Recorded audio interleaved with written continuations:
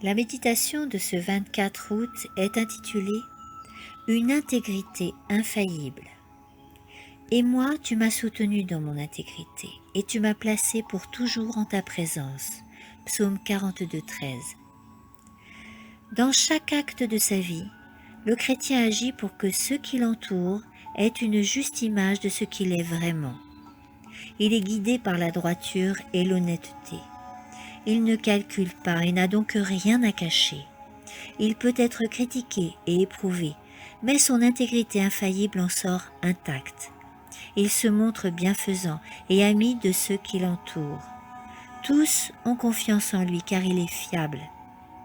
S'il a des employés, il ne retient rien de l'argent qu'il gagne péniblement. S'il dispose de fonds dont il n'a pas l'utilité immédiate, il les emploie pour soulager ceux qui sont moins fortunés. Il n'accepte pas un prix excessif pour ce qu'il vend. Si la marchandise qu'il vend présente un défaut, il en informe franchement l'acheteur, même s'il semble avoir ainsi agi contre son propre intérêt. Satan sait très bien que la vie d'un homme intègre a une grande puissance pour le bien, et il s'efforce de nous empêcher de mener une vie droite et honnête. Il vient avec des tentations alléchantes, promettant l'argent, la célébrité, le pouvoir, en échange de quelques entorses au principe de la justice. Et il a beaucoup de succès. La triste histoire de beaucoup de ceux qui lui ont cédé nous enseigne le danger de la prospérité.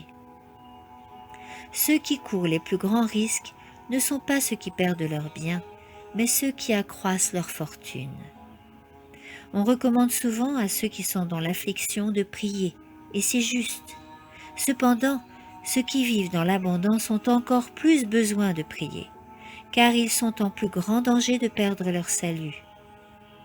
Dans la vallée de l'humiliation, les hommes marchent en sécurité, s'ils restent en présence de Dieu et se confient en lui. Ils ont spécialement besoin de la force d'en haut quand ils reçoivent les honneurs des hommes.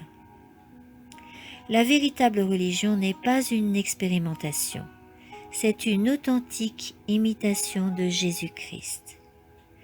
Dieu tient un registre pour chaque homme, le mettant à l'épreuve dans les résultats de son œuvre.